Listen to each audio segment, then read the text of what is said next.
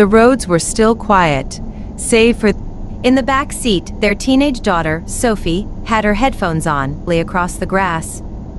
In the setting. As they ate, Sophie kept glancing at the penguins waddling around, taken aback by the question. "I think they're well taken care of," Claire said gently, wrapping an arm around her son. "The zoo does its best to make sure they have a good life." Sit her head against the window, a small smile on her lips as she watched the world blur by.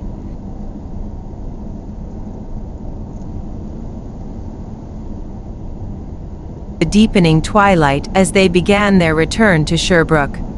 In the of long drives, the feeling of being suspended between places, the world passing by, and these creatures protect them, but at the same time, we've taken so much from them. Grogginess. "Not yet, honey," Claire replied, smiling gently. "We're just stopping for a quick..." To be gently woken by Claire, who led him inside, half asleep, as Martin unloaded the car. They settled into the comfort of home, the memories of their journey from Sherbrooke to Granby.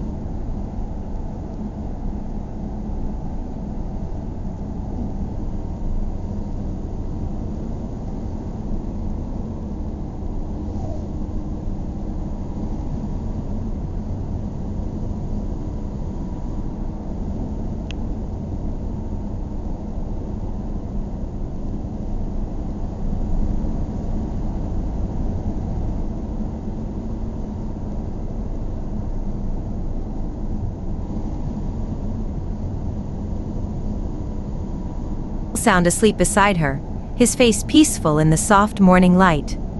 She slipped out of bed, careful not to wake him, the ground covered in a blanket of snow. As the kettle began to whistle, Claire poured herself a cup of tea, his hair a mess, and his face still marked with the pillow's imprint. "We did last year. Are you in?" Sophie shrugged, a faint smile of fairy lights, giving the space a soft, cozy glow. They piled into the fort, popcorn fun. "I didn't expect it to be."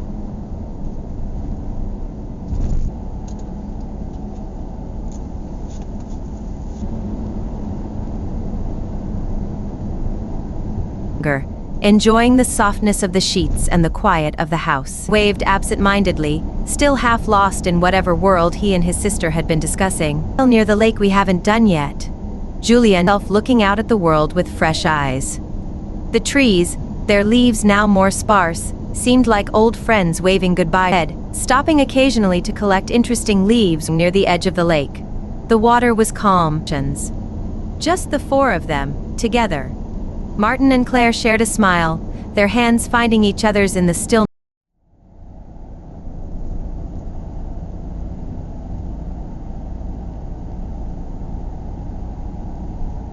The sun broke gently through the morning mist, casting a golden hue over the sleepy town of Sherbrooke, nestled in the eastern townships of Quebec. The roads were still quiet, save for the occasional chirp of a bird or the rustle of the leaves dancing in the breeze. It was early fall, and the trees had begun their transformation, their leaves shifting from vibrant green to fiery hues of red, orange, and gold. A journey was about to begin, one that would take a small group of travelers on a road that weaved between pastures, forests, and quiet villages, from Sherbrooke to the charming town of Granby. Martin adjusted his rearview mirror and glanced back at the luggage neatly packed in the trunk of his sedan. His wife Claire sat beside him, her auburn hair pulled into a loose ponytail, fingers resting lightly on her phone, ready to navigate. In the back seat, their teenage daughter, Sophie, had her headphones on, the familiar hum of her music softly filling the otherwise silent car. Her younger brother, Julien, was already leaning against the window, his eyes half-lidded, fighting the drowsiness of the early hour. The family had been looking forward to this short trip for months, a break from the monotony of daily life. As the car hummed along the quiet streets of Sherbrooke, Martin couldn't help but take a moment to admire the town. It was a place steeped in history, where old stone buildings mingled with modern architecture. The nearby Saint François River shimmered under the rising sun, its waters calm and reflective. But as much as Sherbrooke had its charm, they had all felt the itch for a brief escape. Granby, with its famous zoo and peaceful ambiance, was a perfect destination. They left Sherbrooke behind, heading west along Route 112. This wasn't the fastest route to Granby, but it was the most scenic. The idea of the drive itself was just as appealing as the destination. The road, lined with maple and birch trees, curved and rolled through the countryside. Patches of early morning fog clung to the low valleys, giving the landscape an almost mystical quality. "It feels like something out of a painting," Claire mused, looking out the window as the car descended a gentle hill. "I never get tired of this view." Martin nodded, keeping his eyes on the road but agreeing silently. There was a unique beauty in the simplicity of the eastern townships. The soft, rolling hills were dotted with farms, where cows grazed lazily, and the occasional horse could be seen trotting along a fenced field. Every now and then, they'd pass a small village with a single general store, its wooden sign swinging in the breeze. "You think we'll get to see any wildlife?" Julian asked, his voice barely louder than a whisper. "Maybe," Martin replied with a smile, glancing at his son through the rearview mirror. "Keep your eyes peeled. We might get lucky." They had entered the countryside proper now, where traffic was almost non-existent and the world felt larger. A cluster of birch trees lined the next stretch of road, their white bark stark against the autumnal colors. Somewhere in the distance, a bird of prey swooped low over a field, its wings spread wide as it scanned for a morning meal. The road wound gently up and down hills, passing through the occasional hamlet or farmstead. The air was fresh, carrying with it the scent of pine, damp earth, and the faint smell of wood smoke from distant chimneys. Sophie, taking off her headphones for a moment, looked out the window and marveled at the sight of a large field bordered by sugar maples, their leaves ablaze with the reds and oranges of the season. She snapped a quick picture with her phone before slipping the headphones back on, retreating into her world once more. After about 40 minutes, the family reached the halfway point, the small town of Eastman. Claire had always loved Eastman. It was a quintessential Quebecois village, its buildings a mix of stone cottages and more modern homes, with the occasional church steeple rising above the tree line. The town's calmness was almost palpable. They didn't stop, but as they passed through the village center, Claire made a mental note to return one day and explore. Perhaps next time they'd take the time to visit the local bakery she'd heard so much about, with its famous fresh-baked pastries. Back on the open road, the landscape slowly began to shift. The hills grew less frequent, replaced by long stretches of farmland and forest. The distant mountains, once towering on the horizon, faded into the background. The road became straighter, and the car's engine hummed contentedly as they cruised along, the miles slipping away. An hour had passed since they'd left Sherbrooke, and the sign for Granby was finally in sight. The anticipation in the car grew as they approached their destination. Granby was known for its zoo, of course, but also for its parks and tranquil atmosphere. It wasn't a large town, but it was vibrant, with plenty of cafes, shops, and activities. As they neared the outskirts, they passed a few roadside fruit stands, their tables piled high with late-season apples, pumpkins, and jars of fresh honey. Claire pointed one out, and Martin made a quick mental note to stop by on the way home. The thought of fresh apple cider or a jar of local honey to take back to Sherbrooke sounded perfect. Before long, they crossed the final stretch of road and entered Granby proper. The trees lining the streets had taken on the same autumnal glow as those in Sherbrooke, and the air felt cooler, fresher. Martin pulled into a parking lot near the town center, the car finally coming to a stop after the serene, almost meditative journey. Sophie, finally taking her headphones off for good, stretched her arms wide. Julian, now fully awake, hopped out of the car and looked around with excitement. Claire smiled at Martin, leaning over to give him a light kiss on the cheek. "That was nice," she said softly, her eyes reflecting the peacefulness of the drive. "I needed that." "Me too," Martin replied, turning off the engine and taking in a deep breath of the cool, crisp air. They were in Granby now, but the journey itself had been more than just a trip from one town to another. It had been a moment of reflection, a pause in their busy lives, and a chance to reconnect with the world around them. The road from Sherbrooke to Granby was a simple one, but it was filled with the beauty of nature, the quiet of small towns, and the comfort of family. And that, after all, was what made the journey so special.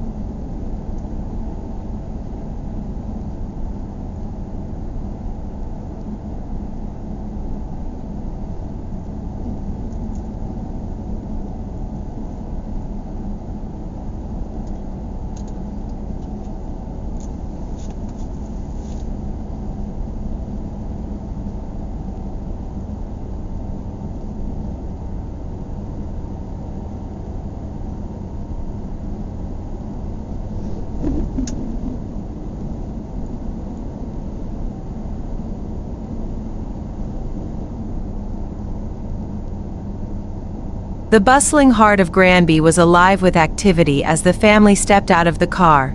The sounds of chattering locals, distant laughter from children, and the occasional honk of a passing car filled the air.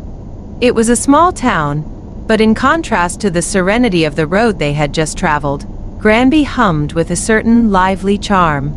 The town square was lined with quaint shops, their window displays a mixture of handmade crafts, artisanal cheeses, and local wines.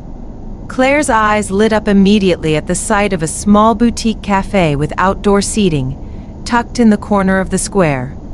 "We should stop there for lunch later," she said, nudging Martin and pointing to the cafe. The smell of freshly baked bread wafted over them, mingling with the sweet scent of maple syrup from a nearby creperie. "Sounds perfect," Martin agreed. But first, their priority was the zoo.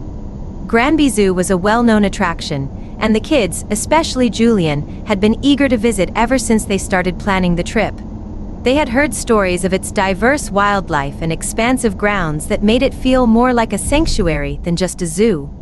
As they walked through the town towards the zoo entrance, the streets grew quieter, the hustle of the town fading behind them. The trees here were taller, casting long shadows over the sidewalks. The sky was a brilliant blue, with wispy clouds drifting lazily overhead, and the air had a crispness that hinted at the fast-approaching winter. Martin marveled at how Granby seemed to capture the essence of autumn in Quebec so perfectly: the colors, the smells, and the soft, chilled breeze that made you instinctively reach for your jacket. Sophie had finally put her phone away, and for the first time since they left Sherbrooke, she seemed genuinely present. Her eyes were wide as she looked around, her usual teenage indifference replaced with quiet curiosity. Julian, meanwhile, could hardly contain his excitement. Every few steps, he tugged on Claire's arm, asking if they were almost at the zoo. It wasn't long before they reached the gates of Granby Zoo. The entrance was grand, with colorful murals of animals and lush greenery surrounding it. There was a sense of calm about the place, as though it was not just a space for viewing wildlife, but a sanctuary where both the animals and visitors could escape the chaos of daily life. "All right, everyone ready?" Martin asked, adjusting the strap of his camera bag over his shoulder. He had always enjoyed photography, and trips like these were perfect opportunities to capture the world around him, not just the animals, but also the little moments shared with his family. The zoo opened up before them like a sprawling park. Wide, winding paths led to various enclosures, and the first thing they noticed was how natural the habitat seemed. Instead of cages, there were vast enclosures that resembled the animals' natural environments. The air was filled with the sounds of rustling leaves, the occasional call of a bird, and the distant chatter of families. "Let's see the elephants first," Julian exclaimed, pointing towards a large sign that indicated where the different animals were located. His excitement was infectious, and soon the whole family found themselves heading in that direction. They reached the elephant enclosure, where a small herd of African elephants roamed freely. Sophie, who had been quiet for most of the trip, suddenly gasped, her face lighting up as one of the elephants trumpeted softly and moved gracefully across the grass. The sheer size of the creatures, combined with their gentleness, seemed to captivate her in a way that nothing else had. "Wow," she whispered. "I didn't think they'd be so beautiful." Martin smiled, standing back a bit to snap a few pictures of his children. Moments like these were rare, where both Sophie and Julian were fully engaged in the world around them, away from screens and distractions. Claire slipped her hand into his, giving it a gentle squeeze as they watched their children marvel at the elephants. From there, the family wandered through the rest of the zoo, each enclosure more fascinating than the last. They watched as giraffes reached up to nibble on leaves from tall trees, and as zebras galloped playfully across their open space. The big cats, especially the lions, drew crowds, but the family managed to find a quiet spot by the glass, where they could watch the magnificent creatures lounge lazily in the sun. Julian, usually so talkative, was uncharacteristically silent as he stood there, his eyes wide with wonder. For lunch, they found a small picnic area near the penguin enclosure. Claire had packed sandwiches and fruit, a simple meal that felt perfect in the setting. As they ate, Sophie kept glancing at the penguins waddling around, seemingly mesmerized by their antics. "They're so funny," she said, laughing softly as one of the penguins slid awkwardly into the water.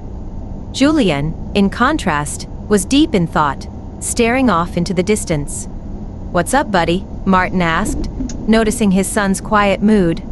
"Do you think the animals are happy here?" Julian asked, surprising them all with the depth of his question. "I mean, it's not like the wild. Do they miss it?"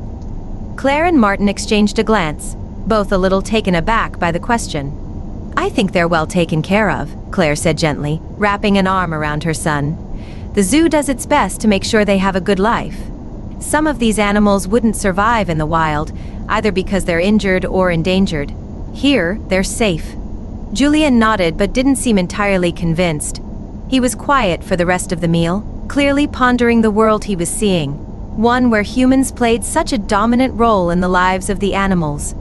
After lunch, they explored more of the zoo, stopping by the monkeys, reptiles, and even the aviary, where birds of all colors flitted about in the open-air dome. The rest of the afternoon passed in a pleasant haze of laughter, wonder, and discovery. As the sun began to dip lower in the sky, casting long shadows over the zoo, they decided to call it a day. The cool evening breeze was picking up, rustling the fallen leaves around their feet as they made their way back to the car. The ride home would be much quieter, they all knew, the kind of quiet that comes after a long day well spent. The drive back to Sherbrooke was a mirror of the journey there, with the golden light of sunset replacing the morning mist. Martin drove in silence, listening to the sound of his children's soft breathing in the back seat, both of them fast asleep. Claire rested her head against the window, a small smile on her lips as she watched the world blur by. "I think we'll need to come back," she whispered, her voice barely audible over the hum of the car. "There's something special about this place." Martin nodded in agreement, feeling the same quiet sense of peace he had felt on the drive to Granby. The road was familiar now, but the experience was different, richer, filled with the memories they had created together. The journey was far from over, but for now, the road home was exactly where they needed to be.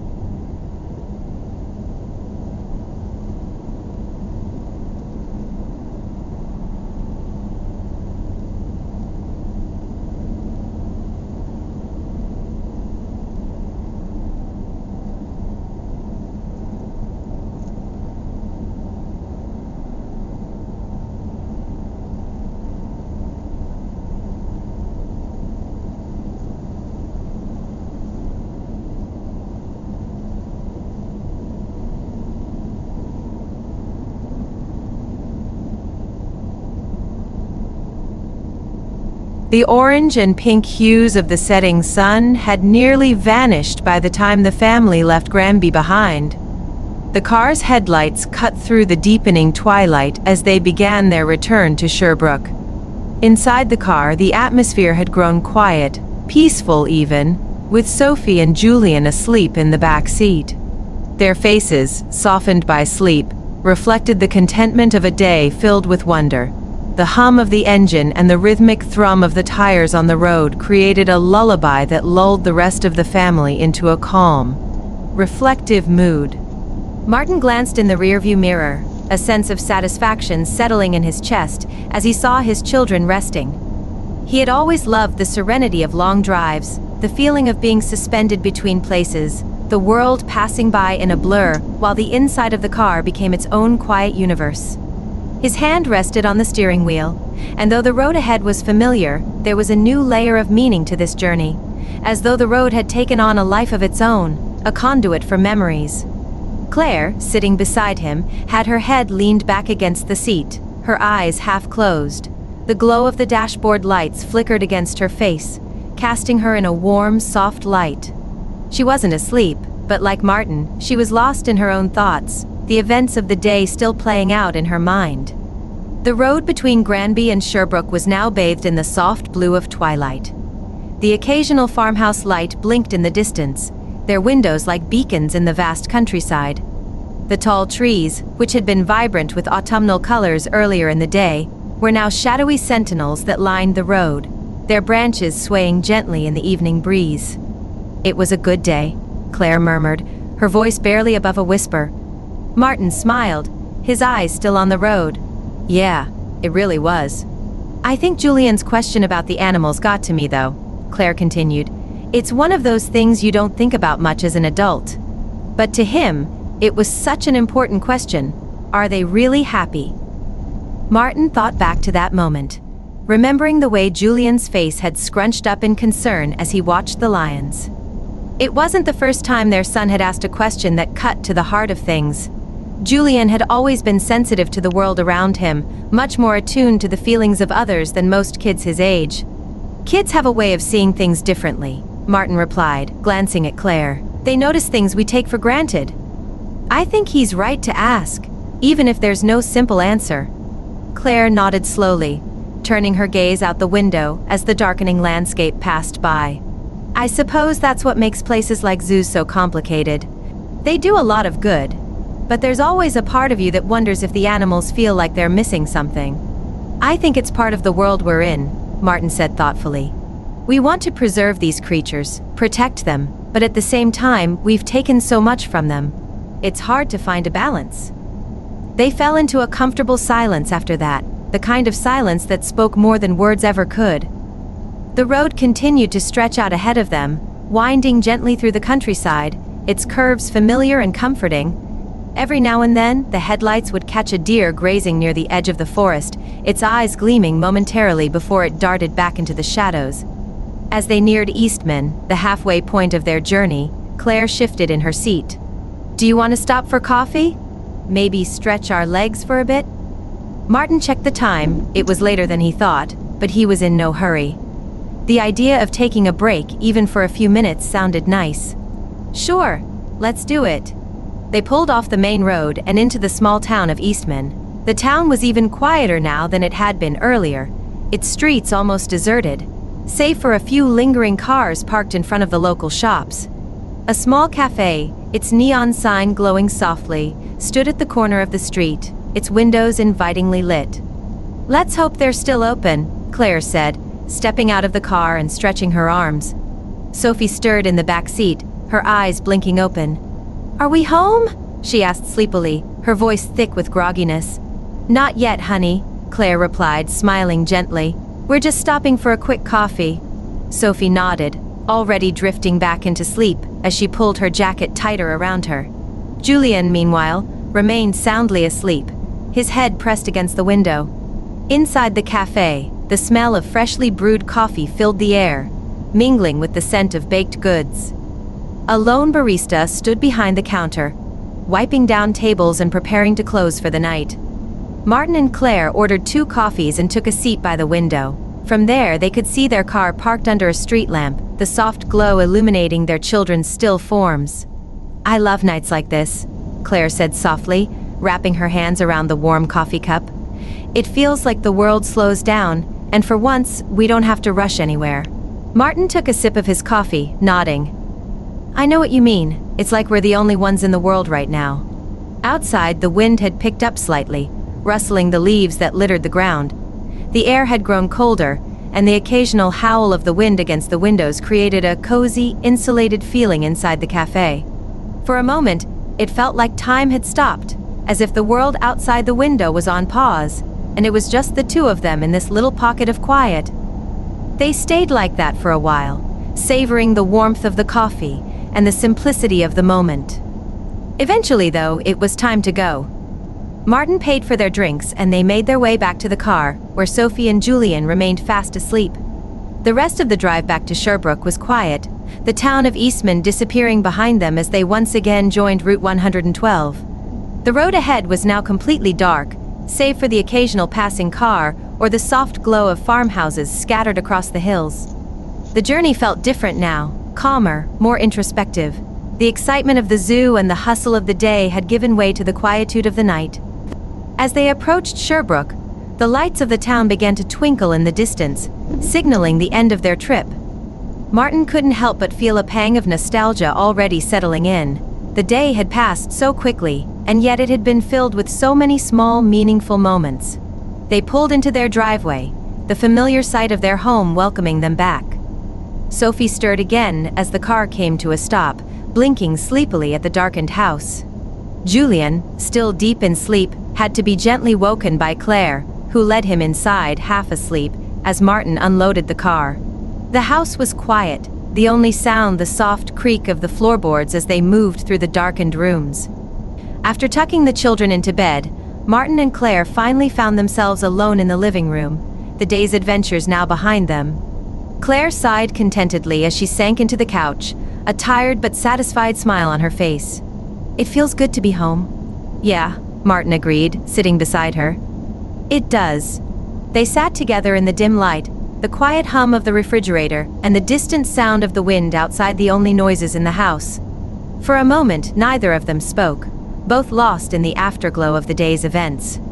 Finally, Claire rested her head on Martin's shoulder, her voice soft and warm. "We should do this more often." Martin nodded, his hand resting on hers. "Yeah, we should." And with that, they settled into the comfort of home, the memories of their journey from Sherbrooke to Granby and back again, already woven into the fabric of their lives, where they would remain long after the roads had faded from sight.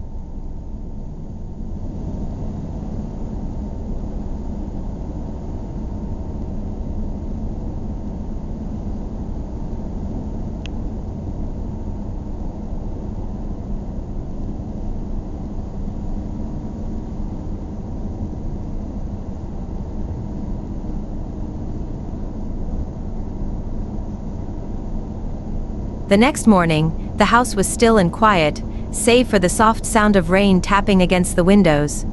It was one of those gentle autumn showers, where the clouds hung low and the world outside seemed to be wrapped in a gray mist.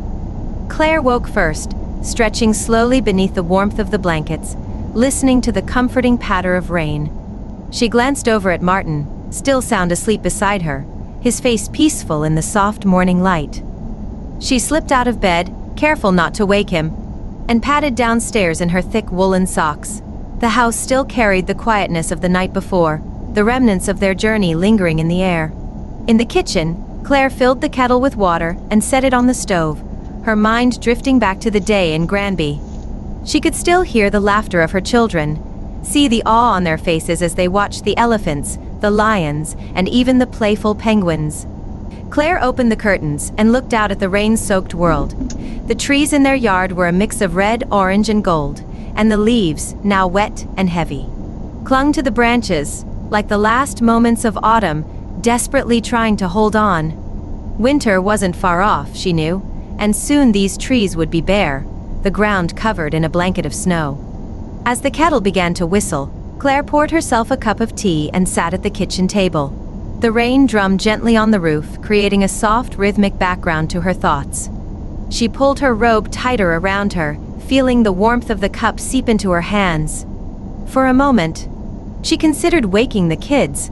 Sophie and Julian usually spent Sunday mornings glued to their screens or tangled up in their bed sheets. But today, Claire let them sleep.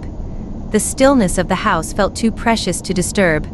She closed her eyes and leaned back in the chair, letting her mind wander to the conversation she and Martin had shared the night before. Julian's question about the animals still lingered in her thoughts, not because it was a child's curiosity, but because it had unearthed something deeper in her, a question about life itself. How often do we, like those animals in their enclosures, find ourselves trapped in the very spaces we think are keeping us safe? The sound of footsteps on the stairs broke through her reverie. She opened her eyes to see Martin descending, his hair tousled and his face still marked by sleep. He smiled at her, a warm, sleepy grin as he poured himself a cup of coffee and joined her at the table. "Morning," he said softly, his voice thick with the remnants of sleep. "You're up early." Claire smiled back. "I couldn't sleep anymore. The rain woke me, I think." Martin took a sip of his coffee, savoring the warmth and the quiet of the morning. Outside, the rain continued its steady rhythm, and for a while, they sat in companionable silence, watching the gray morning unfold. "You thinking about yesterday?" Martin asked, breaking the quiet. Claire nodded, her eyes distant. "It was such a perfect day. I keep replaying it in my head." Martin leaned back in his chair, stretching his legs out. "Yeah, it was. I'm glad we went." He paused for a moment, then added, "Julian's question got me thinking too, you know? It's hard to know if we're doing the right thing by them, the animals, I mean. But I think about what we've lost out there, in the wild, and maybe places like Granby Zoo are the best way to keep those animals alive." Claire tilted her head, considering his words. "I think you're right. We've taken away so much of their natural world, and now we're trying to find ways to give something back. I just hope it's enough." Martin nodded slowly. "It's the balance we're all trying to find, isn't it? With everything. Giving our kids the right experiences, keeping them safe while also letting them explore the world. Protecting what's left, but not holding on too tightly." Claire smiled softly, knowing that, as always, Martin had a way of articulating what she couldn't quite put into words. She reached out, her hand resting on his, and they stayed like that for a while, sharing the quiet of the morning. The sound of Julian's footsteps thudding down the stairs broke the stillness. He appeared in the doorway, his hair a mess, and his face still marked with the pillow's imprint. He yawned widely, rubbing his eyes as he shuffled into the kitchen. "Morning," he mumbled, barely awake. "Morning, buddy," Martin greeted him, ruffling his son's hair. Julian climbed up onto one of the kitchen chairs and slumped forward, resting his head on the table. "Is it raining all day?" he asked, his voice muffled by his arms. "Looks like it," Claire replied, sipping her tea. "We'll have to find something fun to do inside today." Julian lifted his head slightly, his brow furrowing in thought. "Can we build a fort, like the one we did last year?" Martin chuckled. A fort, huh? That sounds like a good idea, but it's gotta be a really good one if we're spending the whole day in it. Julian's face brightened at the idea, and he nodded enthusiastically. Yeah, and we can watch movies and eat popcorn inside. At that moment, Sophie appeared at the top of the stairs, rubbing her eyes and still dressed in her pajamas. Did I hear someone say popcorn? She asked sleepily. Claire laughed. We were just talking about building a fort today, like the one we did last year. Are you in? Sophie shrugged, a faint smile on her lips. Sure, why not? It's not like we're going anywhere in this weather. The rest of the morning passed in a flurry of blankets, pillows, and furniture, rearranging as the family set about constructing the ultimate fort in the living room. Martin and Claire worked together, draping sheets over chairs and couches, while Sophie and Julian collected every pillow and cushion they could find. By midday, the fort was complete, a sprawling structure of blankets and pillows that took up nearly the entire room. The rain continued to fall outside, but inside the fort, there was warmth and light. Claire had strung up a series of fairy lights, giving the space a soft, cozy glow. They piled into the fort, popcorn bowls and drinks in hand, and settled in for the afternoon. Julian chose the first movie, an animated film they had all seen 100 times but still loved. As the movie played, the family snuggled together, wrapped in blankets, their laughter filling the room as they made jokes and commented on the scenes they knew so well. At one point, Sophie turned to her parents, her voice soft but full of sincerity. Yesterday was really fun. I didn't expect it to be, but I'm glad we went. Martin and Claire exchanged a glance, surprised but pleased by their daughter's admission. Yeah, Claire said, smiling. It was a good day. For the rest of the afternoon, the family lost themselves in the comfort of the fort and the simple joy of being together. Outside, the rain continued its steady beat, but inside, there was nothing but warmth and laughter. It wasn't Granby, and there were no elephants or lions to marvel at, but there was a kind of magic in this too. The kind of magic that comes from shared moments, quiet days, and the feeling of being exactly where you're meant to be. As the evening drew near and the rain began to let up, Martin found himself thinking about the journey they had taken. It had been a small adventure, just a simple day trip, but it had been filled with meaning, the kind of meaning that lingers long after the day is done. He realized, then, that it wasn't just the trip to Granby that had mattered, it was the journey home, the way it had brought them closer, and the way the quiet moments in the aftermath had become just as important as the day itself. And in that quiet realization, Martin knew that no matter how many roads they traveled, how many places they visited, it was the moments like this, in the fort, with his family beside him, that he would remember most of all.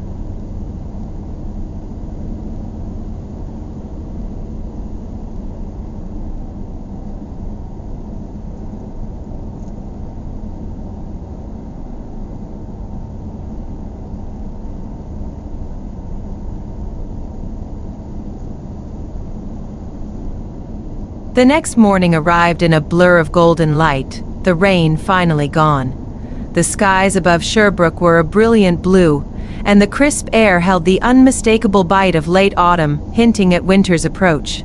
The morning sun poured through the windows, casting long, warm beams across the wooden floors, and gradually, the family stirred from their beds.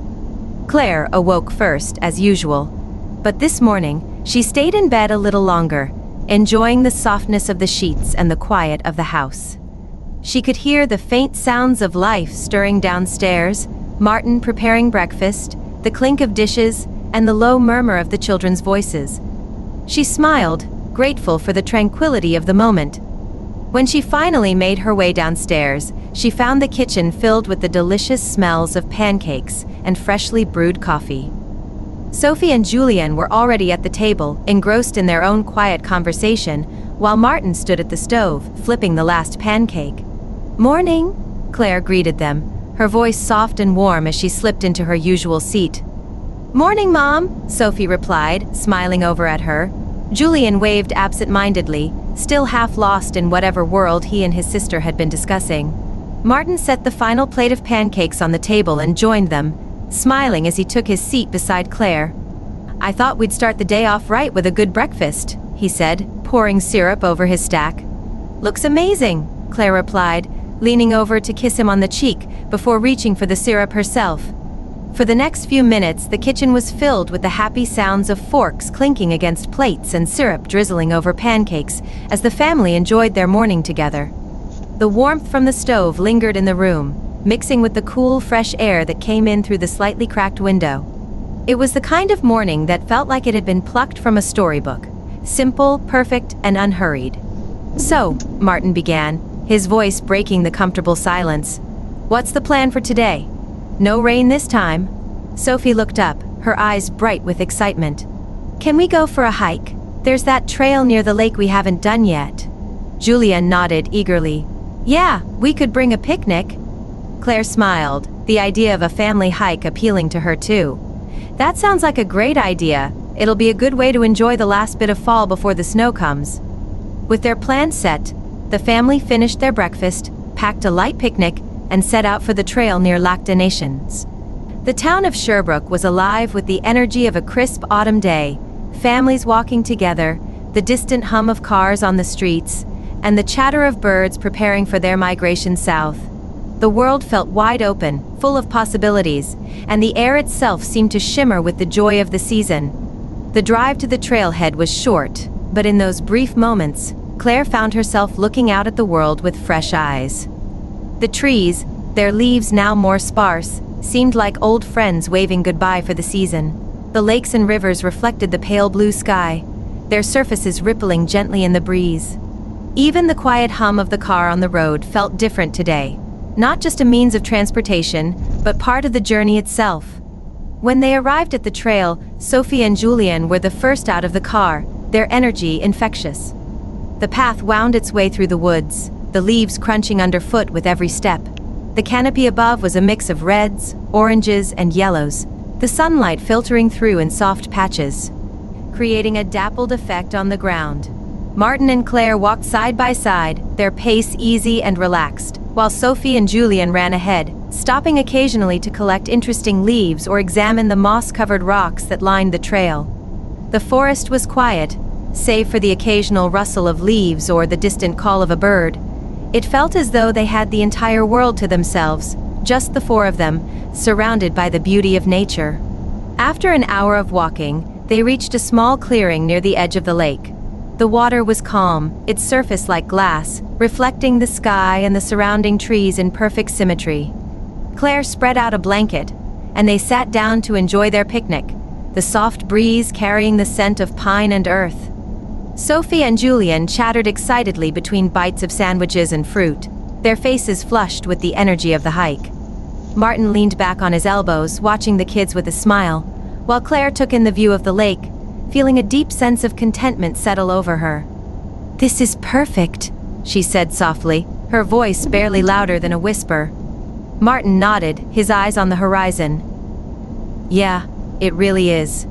For a while, they sat there in silence, watching the world go by. The water lapped gently at the shore, and the sun continued its slow arc across the sky.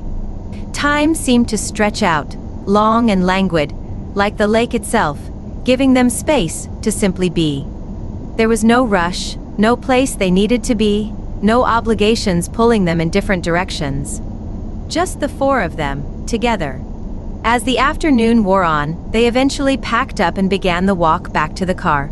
The trail felt different on the return, less mysterious, more familiar, like a friend you've come to know over time. The sunlight was softer now, the shadows longer, and the air carried a hint of coolness that signaled the approach of evening. By the time they reached the car, the sun was beginning to dip toward the horizon, casting the world in a golden light. The drive back to Sherbrooke was quiet, the children dozing in the back seat, their heads resting against the windows. Martin and Claire shared a smile, their hands finding each other's in the stillness of the car. That night, after dinner and the usual evening routines, the house grew quiet again. Sophie and Julian were already tucked into bed, their breathing soft and steady as they drifted into dreams. Martin and Claire sat on the couch, the dim glow of the lamp casting long shadows across the room. "We've had a good few days," Martin said, breaking the silence. Claire nodded, resting her head on his shoulder. "Yeah, we really have." They sat there for a while longer, the warmth of the house wrapping around them like a blanket. Outside, the night was still, the stars twinkling faintly in the sky. The trip to Granby already felt like a distant memory, but its effects lingered, not in the specifics of the day, but in the way it had brought them closer, deepened their connection as a family. In the quiet of the evening, Claire realized something. It wasn't just about the places they visited or the things they saw. It was about the journey itself, the shared moments, the laughter, the questions that made them think, the quiet times that brought them peace. Granby had been just one stop along the way, but the road they were on, together as a family, was what mattered most. As they sat there, the stillness of the night enveloping them, Claire smiled softly to herself. The road ahead would always hold more adventures, more questions, more moments of beauty and wonder. And as long as they had each other, she knew they would always find their way. With that thought, she closed her eyes, resting in the certainty that the journey, wherever it led, was just beginning.